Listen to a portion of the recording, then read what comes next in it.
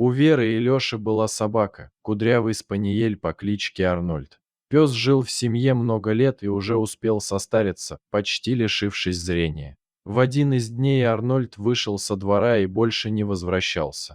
Раньше пес никогда не покидал двор, а тут решил прогуляться, да так и не вернулся. Хозяева искали собаку и по селу, и в лесу, что был неподалеку, но все старания были тщетны.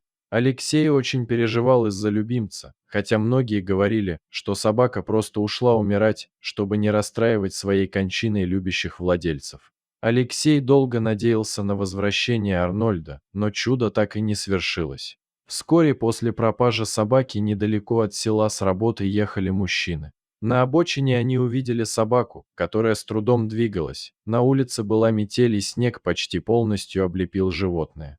Мужчины собаку забрали и повезли домой отогревать. Когда снежный покров с животного сошел, стало видно, что у пса длинная лохматая шерсть. На шерсть набился снег, и из-за его веса пес с трудом мог двигаться. Зная, что в селе искали сбежавшую собаку, мужчины сразу позвонили Алексею и попросили прийти посмотреть, не его ли друг нашелся. Внешне собака и правда напоминала Арнольда, только была не стриженной и не ухоженной. Вера и Алексей почти сразу приехали, вот только пес оказался совсем не Арнольдом. Женщина предложила взять его к себе и привести в порядок, вдруг собаку кто-то ищет. Так пес оказался в новом доме. Вера попыталась привести шерсть животного в порядок, вот только собака категорически не хотела приближаться к машинке для стрижки.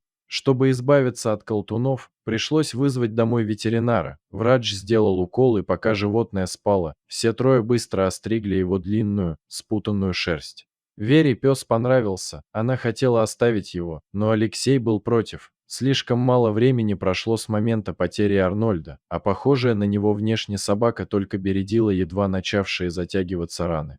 Вера поддержала мужа и начала искать для собаки новый дом. Почти сразу женщине повезло, хорошая семья как раз хотела завести себе такого питомца. Теперь у найденыша есть любящая семья и теплый дом. Животному, которое едва выжило на улице в мороз и метель, повезло. Сразу добрые люди забрали его с дороги и отогрели. Потом он встретил семью, которая позаботилась о нем, и, наконец, он обрел дом, в котором стал действительно счастлив.